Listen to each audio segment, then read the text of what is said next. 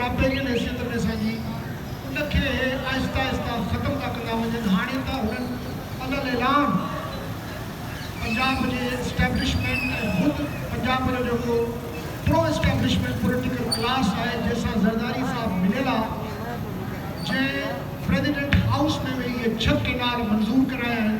हिन जो मतिलबु आहे त सिंध में हाणे मथां पाणी कोन ईंदो ऐं सिंध जे अंदरि जेको पाणी आहे उहो इहे भोतार कब्ज़ो करे वेठा आहिनि। आम नंढे वीचारो फार्मर जेको आहे उनखे पाणी कोन थो मिले, इहे भोतारनि जूं ज़मीनुनि खे पाणी थो मिले। सिंध सॼी सुकी पई आहे, कोटड़ीअ खां हेठि माण्हुनि खे पीअण जो पाणी ऐं हाणे ज़रदारी साहब सिंध जो वॾे में वॾो जागीरदार आहे, 1,00,000 एकड़ ज़मीन वरिती अथई ऐं हर जॻह ते जेको केनाल आहे पाणी आहे। टियों मसइलो जेको हुयो पाणीअ जो, उनजो ज़िमेदार बि इहो क्लास अथव। चौथों मसइलो जेको आहे सिंध में उहो आहे जमहूरी, जेका मां पहिरियों गुज़ारिश करे चुको आहे त सिंध में हिन वक़्तु तव्हां जेकॾहिं सर्वे कयो त 70% जेका रिप्रेज़ेंटेशन आहे सिंध जी, जेका इलेक्शनूं खटी था अचनि उहे इहे भोतारनि जा नुमाइंदा आहिनि या भोतार आहिनि पाण। छाकाणि त हिननि सिंध में मिडिल क्लास खे तबाह करे छॾियो आहे, कमज़ोर करे छॾियो आहे। मिडिल क्लास पंहिंजो इज़त ऐं आबरू बचाइण जे चकर में आहे, शहर छॾे वॾनि शहरनि में पनाहगीर अची थियो आहे।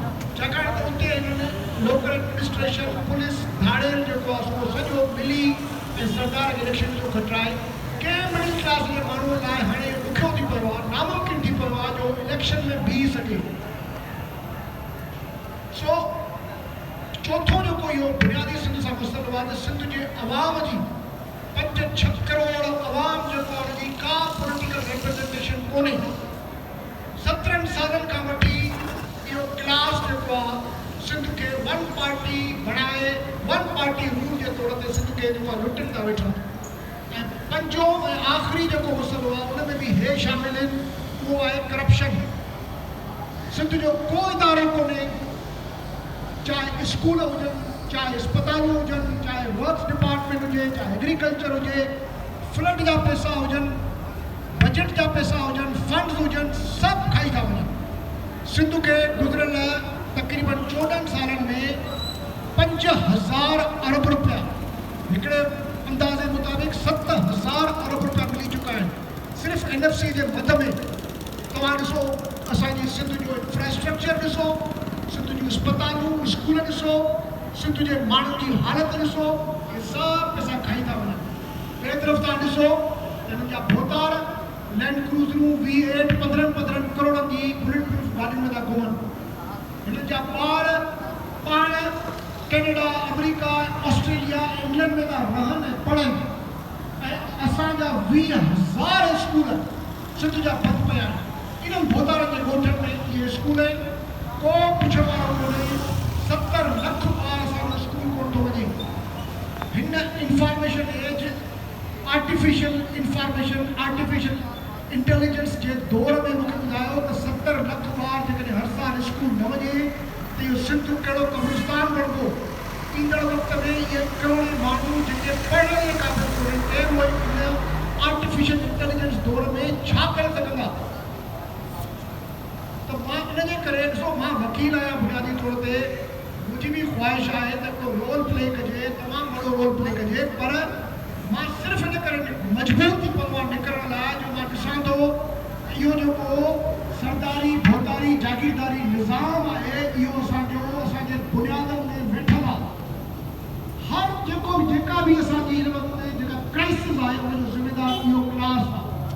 असां जेकॾहिं इन मां जान न छॾाईंदासीं, इन जो जेको सरपरस्त आला आहे उन मां जान न छॾाईंदासीं, जेको हे सिस्टम ठाहे वेठा आहिनि हिते सिंध में जमहूरियत जे नाले में, इन खां जान न छॾाईंदासीं, मां तव्हांखे ख़ुदा करे मां ग़लति हुजां, मां तव्हांखे बिल्कुलु पंहिंजे वसूख सां थो चवां त 10 सालनि में सिंध जी जेका बर्बादी थींदी उहा इरिवर्सिबल हूंदी, उहो असां कुझु न करे सघंदासीं। तंहिंजे करे असां सभिनी खे सोचणु घुरिजे। ॾिसो, असां घणा जेके हिते वेठा आहिनि उहे लिखण पढ़ण वारा, सोचण वारा माण्हू आहियूं, असां सियासी वर्कर बि आहियूं, पर बुनियादी तौर ते असांजो तालुक़ सिविल सोसाइटी सां, इंटेलेक्चुअल क्लास चओ, जेको बि चओ, असां सम्झी सघूं था, असां तारीख़ पढ़ी आहे, असांखे नज़र थो अचे दुनिया में किथे इहो क्लास मौजूदु कोन्हे।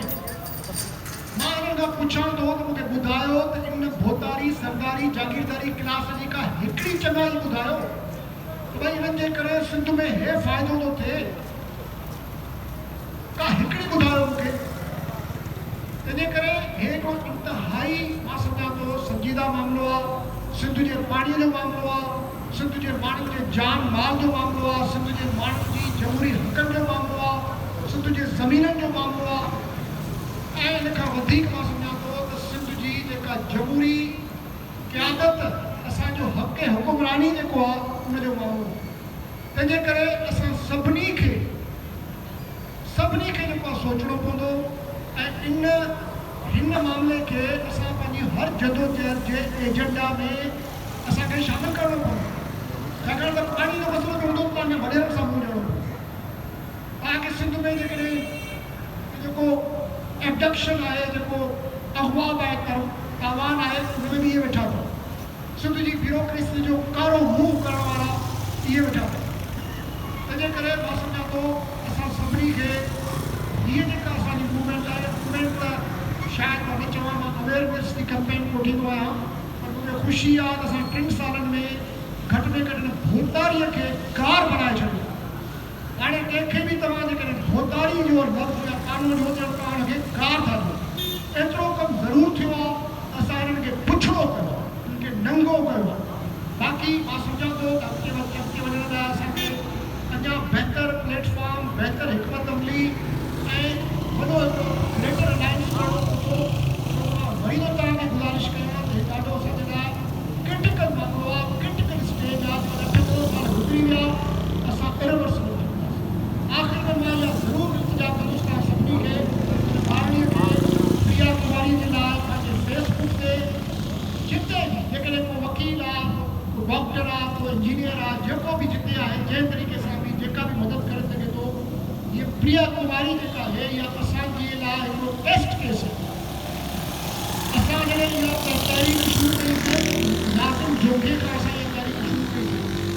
अॼु तव्हां ॾिसो त घणा फोटू आहिनि, घणा असां क़ीमती लाश जेके शहादतूं थियूं आहिनि इन क्लास जे हथनि में, जेको सिंध हिन वक़्तु हर वक़्तु क़तल गाह बणिजी वई आहे।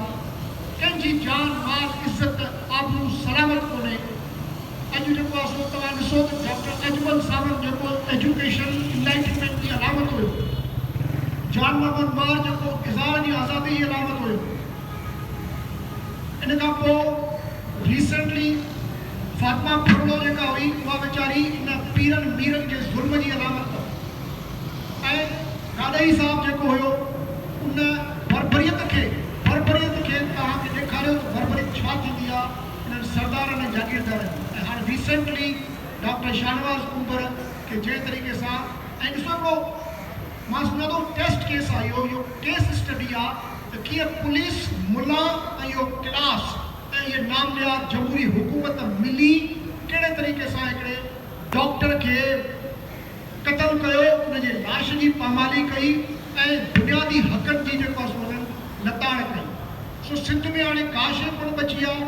असां सुम्हिया पिया हूंदासीं, असां कनटार कंदासीं, असां मुंहुं होॾे कंदासीं। हक़ीक़त अॼु खां सुभाणे वधीक ख़राबु थींदी। मां तव्हांजो इंतिहाई शुक्रगुज़ार आहियां, तव्हां आया हो, क़ीमती टाइम कढियो, वॾी महिरबानी। महिरबानी सर।